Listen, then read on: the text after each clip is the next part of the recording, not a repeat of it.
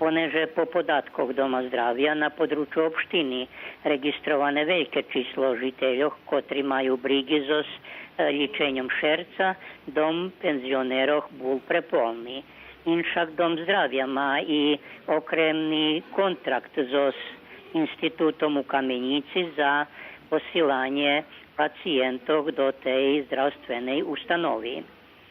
Šiđanje u juniju dostali jak donaciju i najsúčasnejší mobilni EKG aparat za hižne ličenje žiteľov, okreme za češko-chroničných pacijentov, kotri ne môžu prísť do Domu zdravia, co u veľkej míry olehčalo robotu zdravstveným robotníkom.